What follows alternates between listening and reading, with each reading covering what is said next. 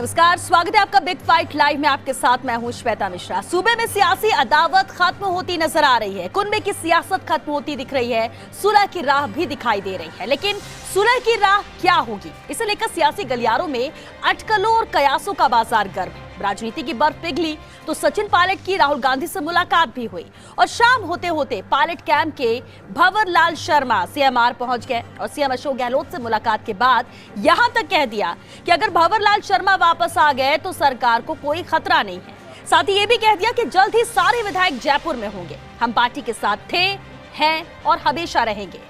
भंवर लाल के बयानों से ये तो साफ हो गया है कि सूबे का सियासी संग्राम जल्द ही थमने वाला है। सरकार गिराने की साजिश करने वालों को करारा झटका लगने वाला है।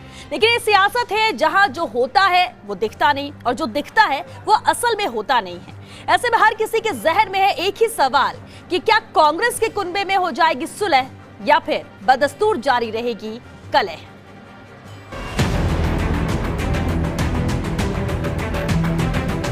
कभी कटारिया जी कहते हैं बहुमत नहीं दिख रहा है, फिर शाम को कहते हैं बहुमत बहुत है, आप क्यों कर रहे हो। कभी वो कहते हैं बाड़ेबंदी क्यों कर रहे हो, सतीश पूनिया जी कह रहे हैं ये तो प्रजातंत्र का गला घोट रहे हो, और फिर 3 प्लेन लगा देते हैं ला करके कि साहब इनको ले जाओ बीजेपी वालों। मेरा तन और मन, दिल और दिमाग सब एक ही बात कह रहे हैं, सत्यमेव जयते, सत्यमेव जयते, और सत्य अशोक गहलोत के साथ है। भंवर शर्मा आ गया सरकार चाहिए तो यू टर्न पे यू टर्न, और मुझे लगता है कि अब राहुल गांधी जी को भी कोई यू टर्न चैनल शुरू कर देना चाहिए।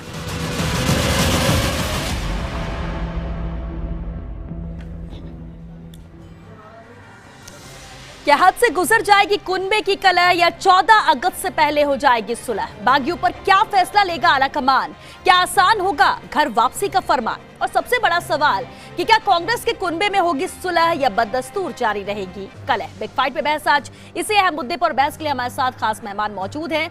हमारे साथ हैं बीजेपी नेता डॉक्टर अलका गुर्जर जी और साथ ही कांग्रेस नेता गिरिराज गर्ग जी भी हमारे साथ हैं। आप दोनों का बहुत स्वागत है। गिरिराज जी, आपसे शुरुआत करते हैं क्योंकि जिस तरह से पूरा घटनाक्रम चल रहा था, इंतजार इसी को लेकर था कि आखिर कब पटाक्षेप होगा। क्या माने सुलह हो चुकी है अब कांग्रेस में, जिस तरह से भंवर लाल शर्मा का मुख्यमंत्री से मुलाकात करना, सचिन पायलट का राहुल गांधी से मुलाकात करना। देखिए, निश्चित रूप से कांग्रेस के जो हाईकमान है, राहुल गांधी जी हैं, सोनिया गांधी जी हैं, पहले से हम ये बात कह रहे थे कि सचिन पायलट जी के मन में यदि कोई बात थी तो उनको राहुल गांधी, सोनिया बिल्कुल। गिरिराज जी, रोकना चाहेंगे, भंवर लाल शर्मा खास बातचीत कर रहे हैं फर्स्ट इंडिया न्यूज से, वो सुनते हैं। अशोक गहलोत पे आरोप लगाने की बात आप साबित कर दें। अशोक गहलोत पे आप उसके खिलाफ मैंने कोई वीडियो या ऑडियो साबित कर दें आप, तो आप 5 लाख रुपए का इंतजाम अभी चेक ले जाइए। सर, आखिरी सवाल, अब सरकार का क्या भविष्य होगा, सरकार चलेगी अशोक गहलोत के नेतृत्व में? अब आपको पता नहीं चल रहा है क्या? आप इतना पता लगा रहे हैं।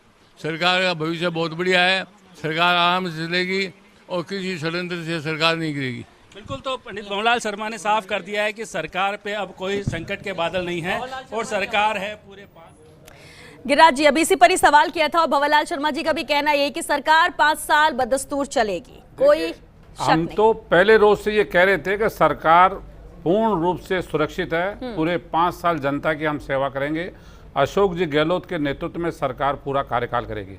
लेकिन राजस्थान के अंदर कांग्रेस के ही परिवार के सदस्य जो भ्रमित होके और भारतीय जनता पार्टी के हाथों में खेल रहे थे, धीरे धीरे सिने सिने उनको सद्बुद्धि आ गई। उन्होंने देख लिया कि राजस्थान में सरकार गिरने वाली नहीं है। सरकार, जनता ने जो बहुमत दिया था, उनके विधानसभा क्षेत्रों में जो आक्रोश इनकी वापसी की वजह क्या मानते हैं गिरिराज जी? क्योंकि देखिए दोनों तरफ से बड़े तल्ख बयान आए थे सामने, जो 19 बागी विधायक है उनकी तरफ से भी जो वीडियो जारी किए जा रहे थे और यहाँ से भी। ऐसे में क्या वजह आप मानते हैं कि इनकी वापसी हो रही है? नहीं, वापसी तो ये था ना कि नंबर गेम जो था, वो नंबर गेम सरकार गिराने के लायक ना तो भारतीय जनता पार्टी के पास था और ना इन बागी विधायक जो कांग्रेस से गए थे रूट के, ना इनके पास था। तब नंबर गेम का, प्रजातंत्र में नंबर गेम होना चाहिए।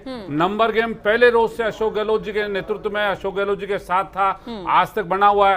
जब नंबर गेम नहीं था तो इनको अपने आप ही जो है वो भारतीय जनता पार्टी के नेताओं को भी आ गई समझ में कि नंबर गेम सचिन पायलट के साथ है नहीं, और नंबर गेम नहीं है तो सरकार बन नहीं सकती, सरकार कांग्रेस की गिर नहीं सकती। तो जब सरकार नहीं गिर सकती तो उन्होंने भी अपना हाथ पीछे खींच लिया।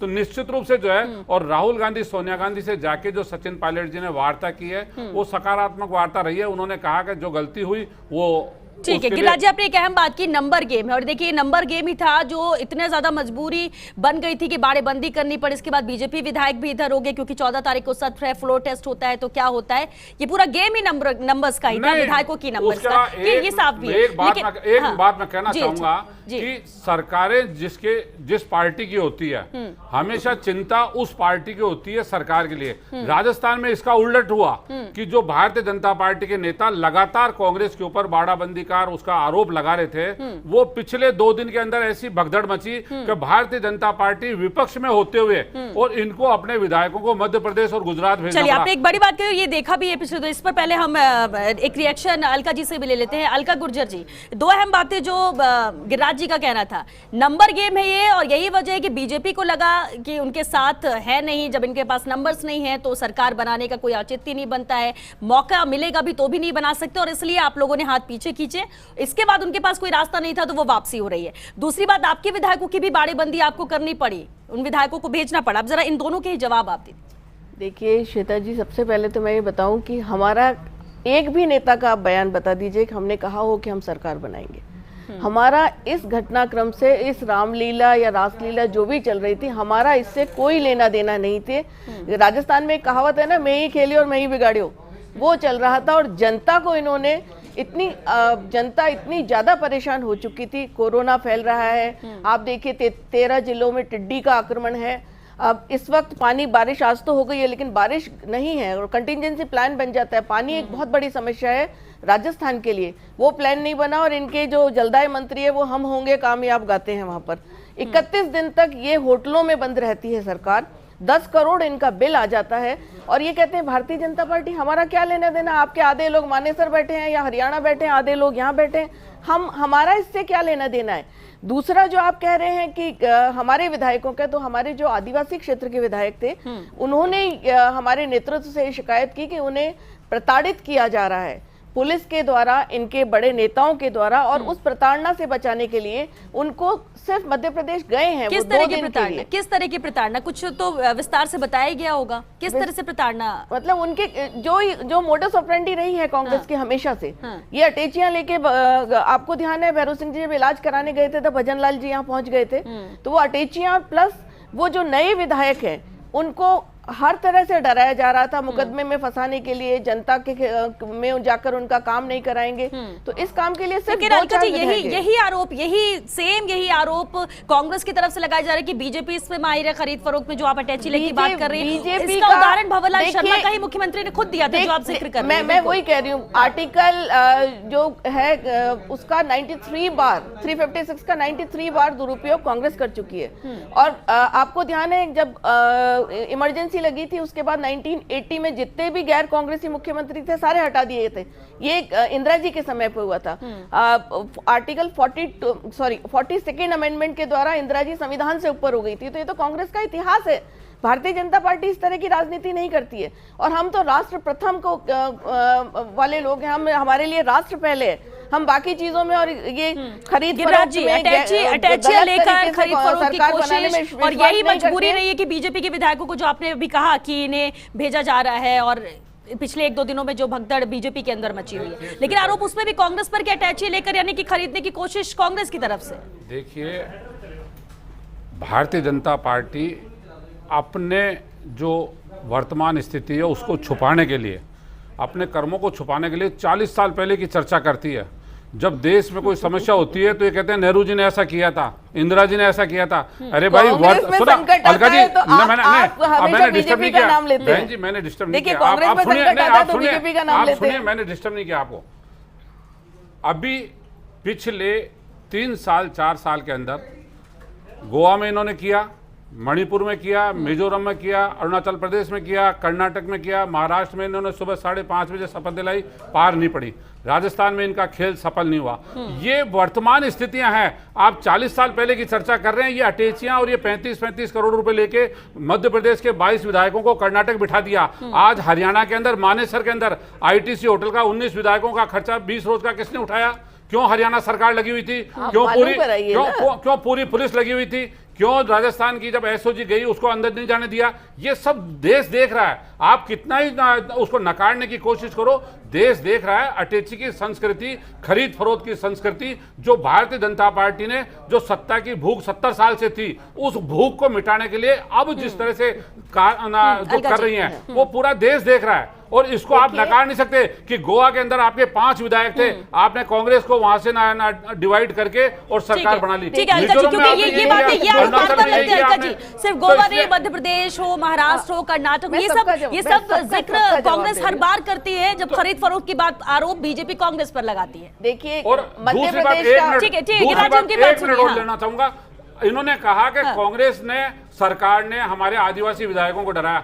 एक सिंगल विधायक ने किसी भी प्रकार का स्टेटमेंट नहीं दिया। भारतीय जनता पार्टी के नेता ही कह रहे हैं अपनी झेप मिटाने के लिए, बाकी किसी विधायक ने नहीं कहा ये बात। चलिए ठीक है, आरोप आप लगा रहे तो सुनते भी जाते जवाब। ये जो कह रहे हैं अटैची संस्कृति की बात, ये कांग्रेस की संस्कृति है, भारतीय जनता पार्टी की नहीं है।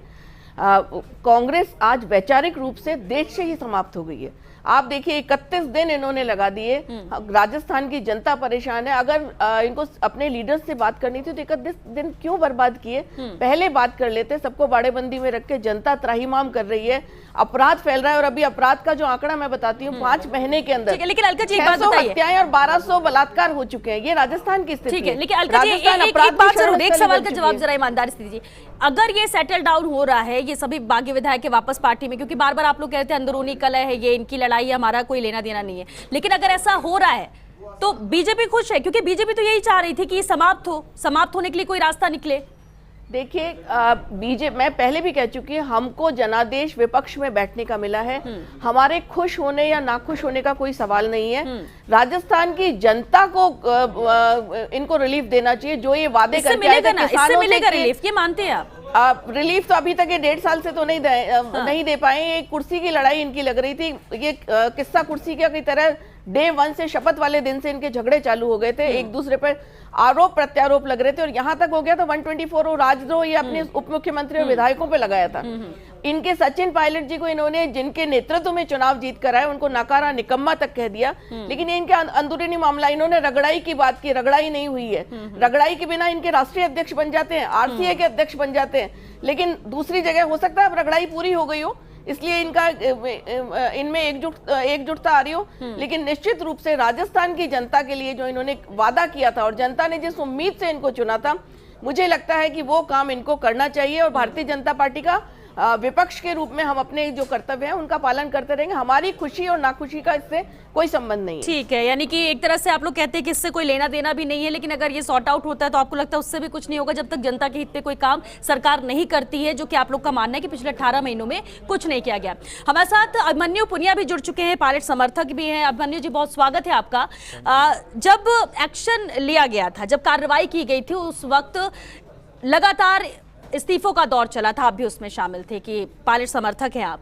अब किस तरह से इस पूरे घटनाक्रम को देखते हैं? क्योंकि अब भंवरलाल शर्मा आ गए। भंवरलाल शर्मा ये कहते हैं कि जब भंवरलाल शर्मा आ गया तो सभी आएंगे। 5 से 6 और विधायकों के जो बागी विधायक हुए उनके भी शामिल होने की बात कही जा रही है। आप मानते हैं कि एक अच्छा कदम है, वापस परिवार में सम्मिलित हो गए? क्योंकि परिवार की लड़ाई बार बार आप लोग कह रहे थे। मैं आपको कहना चाहूंगा कि पहले भी सचिन पायलट जी ने कांग्रेस छोड़ के नहीं गए थे। वो बार बार ये कहते आए हैं कि कांग्रेस के मैं साथ रहूंगा। जो उनकी बाजी मांग थी, क्योंकि जब से सरकार बनी उसको लेकर जो जनता से कांग्रेस ने जो घोषणा पत्र में जो वादे किए, उसको लेकर जिन विधायकों की कांग्रेस की सरकार होते हुए भी कार्यकर्ताओं के साथ कहीं ना कहीं सरकार के द्वारा मनमानी की जा रही थी, उसको लेकर वो लड़ाई दिल्ली के अंदर आलाकमान के सामने अपना पक्ष रखने के लिए गए थे। और तमाम राजस्थान के विधायक भी उनके साथ गए और उन्होंने अपनी मांग को रखा। तो आलाकमान ने उनकी मांग को बाजी मानते हुए उनकी मांग को पूरा करने का जो प्रयास किया, उसी को लेकर वो आज जो अभी आ रहे हैं कि वापिस आने का लेकिन जो मामला एक है, महीने का वक्त पार्टी बहुत छोटी होता नहीं है थी। अभिमन्यु जी, एक महीने का वक्त बहुत होता है। मानेसर में मौजूद थे, एसओजी का पहुंचना, ये पूरा जो एक महीने का घटनाक्रम हुआ ये प्रदेश की जनता भी देख रही है। और अगर आपसी लड़ाई वाली बात है, अगर ये कहा जा रहा था कि अब हमारी सुननी नहीं जा रही है, हमारे क्षेत्र में काम नहीं हो रहे हैं, मंत्रालय होते हुए भी हमारी ना सुनना, कांग्रेस के ये क्या है? कांग्रेस के प्रदेश अध्यक्ष को हाँ। जिसने पिछले 6 साल में मेहनत की है उसको राजद्रोह का नोटिस दे देना कहां तक उचित है? उसी की सरकार के अंदर सरकार के उप मुख्यमंत्री को राजद्रोह का नोटिस देना, सरकार के मंत्रियों को राजद्रोह का नोटिस देना, तो इसी को लेकर जो सरकार ने पिछले दिनों वही मुकदमे वापस लिए जिसको लेकर मुख्यमंत्री जी ने बार बार कहा कि मैं इस्तीफा दे दूंगा नैतिकता के आधार पे, उन मुकदमों को सरकार ने ही वापस लिए। तो कहीं ना कहीं मुख्यमंत्री जी इस बात को मानते हैं कि हमारे से गलती हुई और विधायकों पे गलत मुकदमे दर्ज हुए, उप मुख्यमंत्री जी को गलत तरीके से नोटिस दिया गया। पूरे राजस्थान की जनता ये देख रही है। ये आप कह रहे हैं कि मुख्यमंत्री को ये महसूस हुआ। गिरिराज जी, क्या वाकई में ऐसा है? देखिए, निश्चित रूप से जो राज्यसभा चुनाव के टाइम पे राजस्थान में भारतीय जनता पार्टी ने खेल किया था और किसी भी तरह से राज्यसभा चुनाव में नंबर गेम नहीं होते हुए भारतीय जनता पार्टी ने सेकंड उम्मीदवार उतारा। जब राज्यसभा चुनाव के अंदर वोट, विधानसभा के अंदर जो माननीय सदस्य होते हैं वो दिखा के वोट डालते हैं पार्टी विप के अनुसार। जब नंबर गेम नहीं था तो भारतीय जनता पार्टी ने सेकंड उम्मीदवार उतारा। ठीक है, ये राज्यसभा की बात होगी। हाँ, सुनिए, हाँ। वहीं से ये खेल स्टार्ट हुआ। हाँ। उसी समय ये प्लानिंग थी कि किसी भी तरह से कांग्रेस के सेकंड उम्मीदवार को हरा दिया जाए और भारतीय जनता पार्टी अपना सेकंड उम्मीदवार जिता ले। वो कामयाब नहीं हुए। उस समय मुख्यमंत्री जी ने विशेष रूप से विजिलेंस दिखाई और कांग्रेस के सारे विधायकों को जो है 123 विधायकों को हमने एक जगह एकजुटता के साथ रखा और दोनों उम्मीदवार हमारे 123 वोट लेके दोनों जीत के गए। उसके बाद जो हुआ घटनाक्रम, उस घटनाक्रम के अंदर अचानक जो आया बदलाव और 19 विधायकों को लेके पायलट साहब मानेसर जाके भारतीय जनता पार्टी के गोद में बैठ गए। अगर उनको बैठना था, आज उन्होंने राहुल गांधी, सोनिया गांधी से बात की, प्रियंका जी से बात की, तो ये बात वो तो आपके परिवार के सदस्य गिरिराज जी बहुत बड़े आरोप लगा रहे, बीजेपी की गोद में जाके बैठ गए ये 19 विधायक। जिस रोज यहाँ से गए थे उसी रोज चल जाते, उसी रोज समझौता हो जाता। और अगर अभी जो बात हुई डील हुई गिरिराज जी, तो ये भी कह सकते हैं पहले ही कर लेते हैं, पहली बात हो जाती है। तो इतना एक महीने का खेल नहीं होता ये। अगर इनको लग रहा है कि बीजेपी की गोद में बैठ गए तो फिर आज अलका जी ठीक है अलका जी, जो बात हुई वो तो एक महीने पहले भी हो सकती थी। हाँ, यही बात है कि आज अगर जो बात हो गई वही बात कह रहे कि जो आज हुआ वो एक महीने पहले हो जाता तो इतना सब कुछ देखने को नहीं मिलता। खिरखिरी कहीं ना कहीं कांग्रेस की भी हुई। बिल्कुल सही है, बिल्कुल ठीक कह रहे हैं आप कि कांग्रेस की बदनामी नहीं होती, इतना सब कुछ नहीं होता। जिस तरह से ये रायता फैला हुआ है उसे समेटने की भले ही कोशिश की जाए, लेकिन सबके जहन में सब कुछ छप चुका है कि एक महीने तक प्रदेश में क्या हुआ। हालांकि ठीक है, अब अलका जी अभी उन्होंने कहा कि ये 19 विधायक चले गए, हालांकि अब वो वापस शामिल हो रहे हैं। 6 की बात कही जा रही है, भंवरलाल शर्मा खुद ये बात कह रहे हैं, मुख्यमंत्री से मुलाकात करते हैं, यानी अब वापस ट्रैक पे चीजें आ रही हैं। लेकिन बीजेपी इन्वॉल्व है इसमें, शुरुआती तौर से कांग्रेस की तरफ से कहा जा रहा था। देखिए, कांग्रेस तो जब भी संकट में आती है भाजपा का नाम लेती है। मैंने पहले भी जैसे कहा वैचारिक रूप से ये समाप्त हो चुके हैं। अब ये यहाँ बैठकर आरोप लगा रहे हैं कि वो 31 दिन पहले क्यों नहीं गए, तो ये आपके घर का मामला है। पूछना जब वो वापस आ जाएं कि भाई क्यों नहीं गए थे। आपके मुख्यमंत्री जी ने कहा था 124 से अगर गलत हुआ और वो फोन टैपिंग गलत हुई तो मैं अपने पद से इस्तीफा दे दूंगा। तो राजनीति छोड़ने की बात की थी, इस्तीफा ही तो दिला दीजिए कम से कम। तो जो आपके बागी विधायक जो रूठ कर गए हुए हैं, जिनकी बात वो नहीं मानते, वो बात पूरी तो हो कम से कम। देखिए, देश के प्रधानमंत्री जी ने ये बातें एक बार नहीं कई बार कही है, चाहे नोटबंदी हो, इस्तीफा देने के लिए कभी नहीं कहा गिरिराज जी, कभी नहीं कहा, तो अलका जी कभी नहीं कहा कि यदि ये नोटबंदी के अंदर अगर नहीं हो तो मुझे सार्वजनिक रूप से चौराहे के ऊपर मैं शब्दों का उपयोग नहीं कर सकता। कभी नहीं कहा। ये कहा उन्होंने प्रधान। आप तो किसी बात को स्वीकार करने के लिए तैयार ही नहीं हो। आप तो पूरी डिस्कनरी है। आप तो भारतीय जनता पार्टी तो झूठ की पूरी डिस्कनरी है। आपके प्रवक्ता हो, आप लोग भारतीय जनता पार्टी का मुकाबला तो आप लोग कर ही नहीं सकते। आप अपने अध्यक्ष को नकारा निकम्मा कहते हैं। आपकी पूरी पार्टी आपको छोड़ के चली जाती है। लेकिन ठीक है गिरिराज जी एक सवाल का जवाब दीजिए जो कांग्रेस के विधायक अलका जी एक मिनट ठीक है गिरिराज जी, चलिए ठीक है, आपने अपनी बात रखी गिरिराज जी। ये बताते हैं कि सरकार काम नहीं कर रही है, उनके खिलाफ आप राजद्रोह के मुकदमे लगा। चलिए ठीक है ना, वो जवाब उनसे ले रहे हैं। अलका जी एक मिनट, अलका जी एक केंद्र मिनट, सरकार के ये कहने के अचानक बाद नहीं क्या होते। मिला? चलिए ठीक है, गिरिराज जी बात सुनिए, गिरिराज जी बात सुनिए, सवाल आपसे ही है, गिरिराज जी सवाल आपसे ही है, गिरिराज गर्ग जी, अलका जी एक मिनट, आप ईडी और इनकम टैक्स के छापे राजस्थान में गिरे और इसी समय गिरे जिस समय सरकार संकट में आई, और आप कह रहे हो कि हमारा चरित्र नहीं है, आपका पूरा चरित्र खराब है पार्टी का। गिरिराज जी, आपका चाल और चरित्र दोनों खराब है। ईडी ठीक है। के और इनकम टैक्स के मैं ये एकदम कहना से चाहूँ, नहीं अपनी आते, ये पार्टी में रह प्रक्रिया के चलती है, राजस्थान की ये जनता से प्रक्रिया जो 6 साल चलती में है। जो वादे किए उसकी मांग को उठाना क्या गलत है? बिल्कुल सही अपनी बात है। पार्टी में रहते हुए जो आईना दिखा रहे हैं, उनके खिलाफ आप केस हम लोगों ने करते हैं। 6 साल कार्यकर्ता के रूप में काम किया है। हम किसान परिवार से आते हैं, हमें अग्रिम संगठन लेकिन में अभिमन्यु जी, अध्यक्ष क्या बनने ये का रास्ता मौका सही दिया। था? क्या ये आपने कहा बिल्कुल ठीक है, पार्टी के अंदर से भी अगर कुछ गलत हो रहा है तो आवाज उठानी चाहिए, ईमानदारी यही है कि आप अगर गलत है तो गलत के खिलाफ खड़े हो यहाँ पर और अपनी बात आला कमान तक पहुंचाओ, अपने मुखिया तक पहुंचाओ, मुख्यमंत्री तक पहुंचाओ। बात सही है, बात सही है, हाँ ठीक है, लेकिन क्या तरीका सही था? क्या अभिमन्यु जी, क्या तरीका सही था? एक मिनट, गिरिराज जी एक मिनट, गिरिराज गर्ग जी आप बात भी सुनिए सर, ठीक है, आप आपकी बात सुनिए सर। अभिमन्यु जी, क्या रास्ता सही था? पार्टी के फोरम पर बार बार अवगत कराने के बावजूद भी मुख्यमंत्री साहब को यह दिखता नहीं था क्या कि राजस्थान के अंदर उप मुख्यमंत्री भी है, राजस्थान प्रदेश कांग्रेस कमेटी के अध्यक्ष भी है। तो आलाकमान की पास चले जाते, किन दिल्ली फैसलों पहुंच में तो जाते आप लोग, राजस्थान में फैसले लिए गए, दिल्ली पहुंच जाते आप लोग, दिल्ली में बात करते, राहुल गांधी और सोनिया गांधी के सामने बात आलाकमान करते। को बार बार अवगत कराया गया। अविनाश पांडे जी प्रभारी है, वो खुद एक गुट अशोक गहलोत जी के कहने पे कभी उन्होंने सचिन पायलट जी से बात की। समन्वय कमेटी जो बनी 5 लोगों की, उनकी कितनी बार मीटिंग हुई? राजस्थान के अंदर प्रदेश कांग्रेस के द्वारा समन्वय कमेटी बनाई गई, संगठन और सत्ता के बीच में उनकी मीटिंग कितनी बार हुई? मात्र एक बार मीटिंग नहीं हुई। एक बार नाम की मीटिंग के आधार पर 2 लोगों के द्वारा मीटिंग कर दी जाती है। तो कहीं ना कहीं, और इसलिए बार बार आप लोग प्रदेश प्रभारी भी बदलने की बात कहते रहे, ये भी आपकी मांग में शामिल था। जो ये कांग्रेस के अंदर जो ये डरा चल रहा था कि एक 80 साल की उम्र का और एक 40 साल की उम्र का, 80 साल की उम्र के लोग 40 साल की उम्र के व्यक्तियों को दरकिनार करने का जो काम कर रहे हैं, और वो कांग्रेस को भुगतना पड़ रहा है। ठीक है, अच्छा एक बात बताइए, अभी वापसी की बात हो रही है, अभिमन्यु जी अभी वापसी की बात हो रही है, गिरिराज जी इसका जवाब आप दीजिए जरा। क्या खुश नहीं है आप ये 19 में अगर बागी विधायक से शामिल हो जाते पहले हैं? रोज से खुश थे। देखो परिवार के अंदर छोटी मोटी बात होती रहती है, परिवार में बर्तन लेकिन अभी होते हैं आपकी तो बातों से खटकते हैं। नाराजगी नजर आ रही है, लेकिन अभी भी निश्चित रूप नाराजगी से- नजर आ रही है। निश्चित रूप से नाराजगी इस बात की थी कि अगर पार्टी के अंदर, पार्टी के प्लेटफॉर्म पे बैठ के अगर कोई बात की जाती, अगर यहाँ सुनवाई नहीं हो रही थी, आज राहुल गांधी सोनिया गांधी से बात की, प्रियंका जी से बात की, तो ये तो 1 महीने पहले भी कर सकते थे, किसने मना किया था? लेकिन क्या अगर मन में कहीं ना कहीं सत्ता का लाभ था, सत्ता का लालच थी और भारतीय जनता पार्टी के हाथों में खेल रहे थे।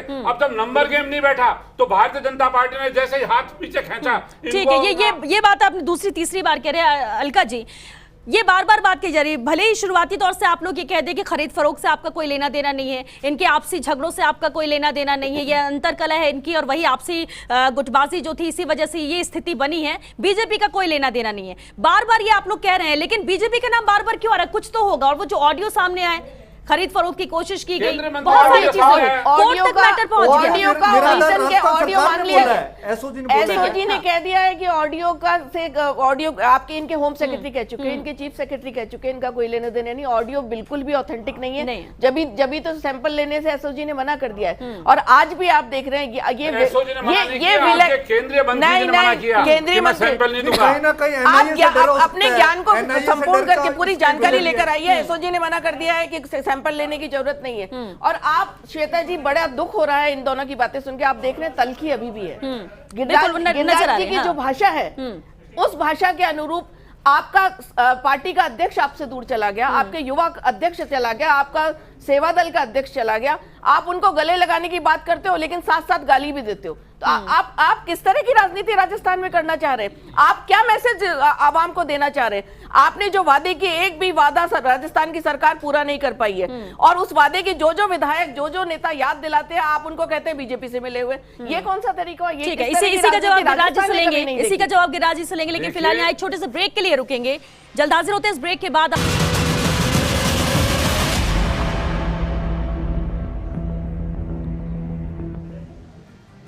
ब्रेक के बाद आपका स्वागत है। तो पायलट कैंप के विधायक भंवरलाल शर्मा से खास बातचीत की है सहयोगी नरेश शर्मा ने। चलिए पहले वो आपको सुनाते हैं। सरदार शहर के विधायक पंडित भंवरलाल शर्मा अब फिर से कांग्रेस में कह सकते हैं घर वापसी हो गए, उनसे हम बात करते हैं। भंवर जी, 1 महीने का सियासी संकट था, आज आप आ गए हैं मुख्यमंत्री से, क्या बात हुई है आपकी? पहले तो आप मुझे ये बताइए, मैंने कांग्रेस थोड़ी कब थी? 1 महीने से कांग्रेस में आ गए हैं, इसका मतलब 1 महीने में कांग्रेस छोड़ दी। मैंने न पहले कांग्रेस छोड़ी थी, न अब आगे छोड़ूंगा। सर क्या ऐसी क्या आपकी नाराजगी थी जो आप अलग हुए, मानेसर जाके बैठ गए, नाराज होके बैठ गए? अब ऐसा है, आपको रोज एक सब्जी दी जाए तो आप भी घर वाले बच्चों से नाराज हो जाओगे कि बदली करो। तो मेरा मतलब है कि जो विकास कार्य थे, जो जनता से हमने कमिटमेंट किया था, वो धीमी गति से हो रहे थे। ये नहीं कह रहा हूँ नहीं हो रहे थे, धीमी गति से हो रहा थे। तो इसलिए मैंने मुख्यमंत्री जी को ये निवेदन किया कि आप गति को थोड़ा तेज कीजिए, विकास कौन है, हाँ विकास कार्य करवाइए, ये बोला था। उन्होंने आश्वासन दिया कि निश्चित तौर से आपके काम होंगे। सर अब क्या लगता है सरकार का क्या भविष्य होगा? अब आप अशोक गहलोत के साथ है, सचिन पायलट के साथ है, किसके साथ है? मैं कांग्रेस के साथ हूँ। कांग्रेस के नेता हैं अशोक जी गहलोत, वो विधायक दल के नेता हैं। तो निश्चित तौर से सचिन जी हमारे से अलग नहीं है, वो कांग्रेस में है। जब वो कांग्रेस में नहीं रहेंगे उस समय सोचा जाएगा, वो कांग्रेस में है, वो भी कांग्रेस में रहेंगे। सर आपके ऑडियो भी वायरल हुए थे और आपने उस कई वीडियो भी आपका एक जारी हुआ था, अशोक गहलोत पे आरोप भी लगाए थे। एक ऑडियो था जिसमें केंद्रीय मंत्री से बातचीत की चर्चा थी, क्या है पूरा, इसमें क्या हकीकत है? नहीं तो कोई केंद्रीय मंत्री से बात की, न कोई मैंने अशोक गहलोत पे आरोप लगाया।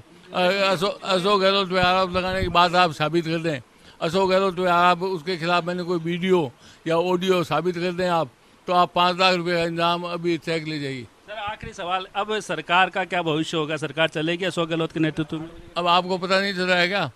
आप इतना पता लगा रहे हैं। सरकार का भविष्य बहुत बढ़िया है, सरकार आराम से चलेगी और किसी षड्यंत्र से सरकार नहीं गिरेगी। बिल्कुल, तो पंडित भंवरलाल शर्मा ने साफ कर दिया है कि सरकार पे अब कोई संकट के बादल नहीं है और सरकार है पूरे 5 साल चलेगी। और उन्होंने साफ कहा है कि अशोक गहलोत ही अब उनके नेता है और कुछ नाराजगी थी, वो नाराजगी अब दूर हो गई है। कैमरामैन इकबाल के साथ Naresh Sharma, first India news, Jaipur. तो सरकार पूरे 5 साल चलेगी, ये कहना है विधायक भंवरलाल शर्मा का। गिरिराज जी अब एक लास्ट रिएक्शन जरूर ले लेते हैं, वक्त भी खत्म हो रहा है।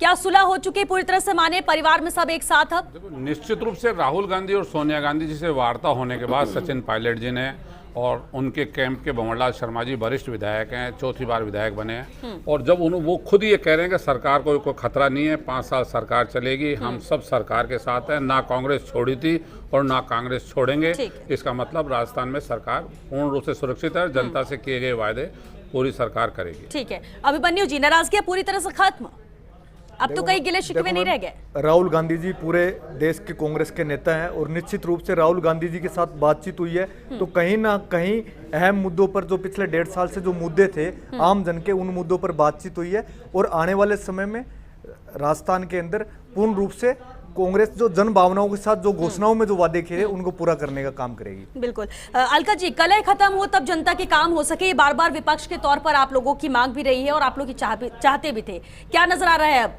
सब कुछ समान होता दिख रहा है, तो लग रहा है, उम्मीद है कि अब जनता के हित में काम होंगे। देखिए क्या होता है, आगे आगे देखिए होता है, क्योंकि रामलीला का पटाक्षेप तो ये कर रहे हैं, लेकिन ये अपने अपने अभिनय को चालू रखेंगे तो निश्चित रूप से जनता को कभी भी रिलीफ नहीं मिलने वाला। जनता से जो इन्होंने वादे किए थे 1.5 साल में, तो ये कुछ नहीं कर पाए हैं, सिर्फ कुर्सी कुर्सी खेलते रहे हैं। अगर ये आगे किसान, महिला, युवा, अभी जो बिल्कुल सामने समस्या है बिजली की, पानी की, उसका ही निराकरण कर दें तो कम से कम जनता त्राहिमाम तो नहीं करेगी। लूट और झूठ की जो राजनीति है उसका एक किसी तरह कुछ तो निराकरण करें। चलिए, हम तो विपक्ष। बहुत शुक्रिया आप सभी का इस चर्चा में शामिल होने के लिए। लेकिन इतना जरूर कह सकते हैं कि पिछले 1 महीने से जो घटनाक्रम जारी था, राजनीतिक उठापटक चल रही थी, उम्मीद थी कि सुलह की राह निकले, वो राह निकलते हुए नजर आई। भंवरलाल शर्मा ने मुख्यमंत्री से मुलाकात की, सचिन पायलट ने राहुल गांधी से मुलाकात की, और ऐसे में उम्मीद यही जताई जा रही है कि कल शाम तक पूरी तरह से तस्वीर साफ हो जाएगी और भी विधायक यहाँ पर साथ आएंगे। और कहना भी बार बार इनका यही कि हमने पार्टी नहीं छोड़ी है, नाराजगी जरूर है और परिवार में हो जाती है, लेकिन अब सब कुछ सामान्य होगा, जिसका स्वागत हर कोई कर रहा है कांग्रेस में। चलिए इसी के साथ बिग फाइट टाइम में आज के लिए बस इतना है। नमस्कार।